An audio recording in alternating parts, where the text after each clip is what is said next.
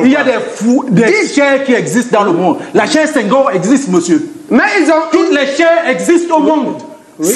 La chair, c'est quoi? La chair, non. La chair Senghor existe pour le poète avant le président. Vous ne pouvez pas venir. Vous avez commencé. Vous venez rester ici pour mendier. Je ne suis pas mendiant.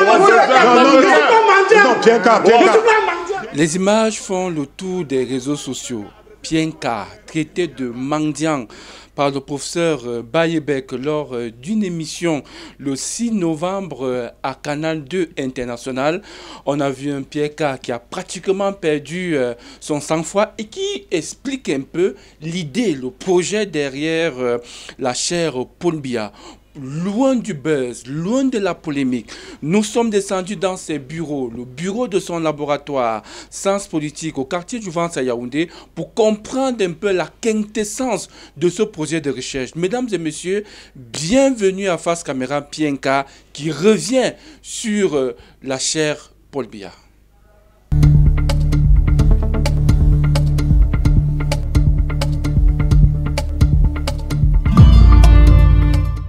Nous sommes un laboratoire de recherche, sciences politiques, et notre slogan dit bien que nous sommes là pour la fabrique des alternatives.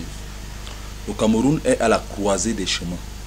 Croisée des chemins pas liée à un homme, Paul Biya, qui est la chair, C-H-A-I-R.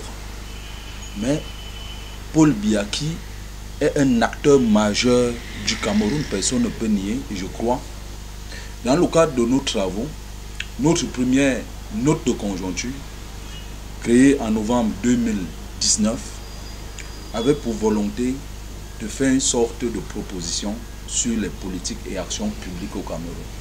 Et pour ceux qui ont vu notre premier numéro papier, hors série, il était bien intitulé Cameroun, autodestruction, auto-organisation. Tout était dit. Et l'auto-organisation comme l'autodestruction sont des logiques de politique publique. C'est-à-dire il faut remettre tout à neuf pour pouvoir espérer un nouveau Cameroun. D'une année à l'autre, nous avons commencé à suivre le 6 novembre, où nous sommes allés questionner les fables autour de Paul Biya. Les fables, c'est-à-dire que disent les gens sur Paul Biya en termes de travail quotidien. Et nous avons également par la suite fait des travaux de recherche spécifiques sur la question d'alternance au Cameroun. Et nous avons pensé qu'il est possible de proposer une chaire Paul Biya, chaire C-H-A-I-R-E, cette fois-là.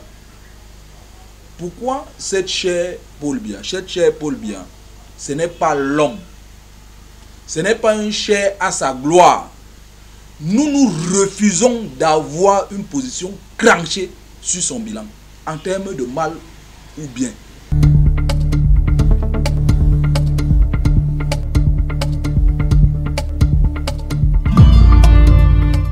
Mais la chair s'adresse aux étudiantes et aux étudiants, aux chercheurs. Elle ne s'adresse pas aux politiciens.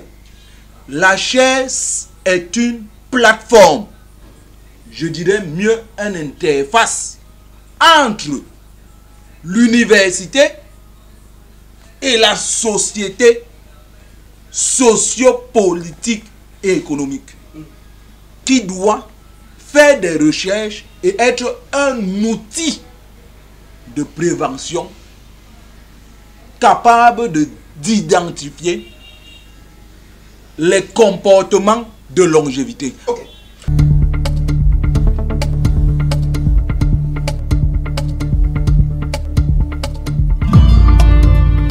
Oui, ça paraît ambigu.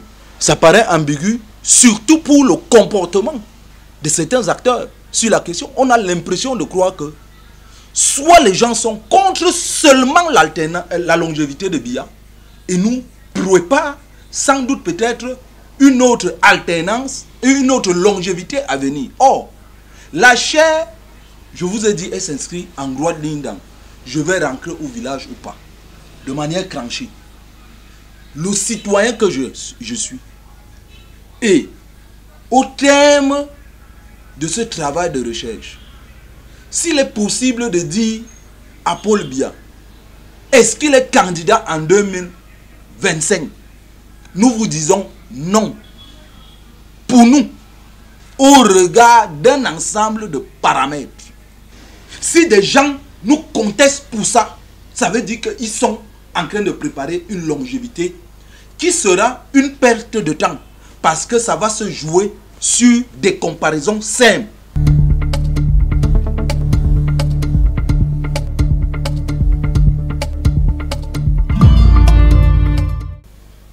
Nous n'attendons pas un satisfecit de la présidente de la République.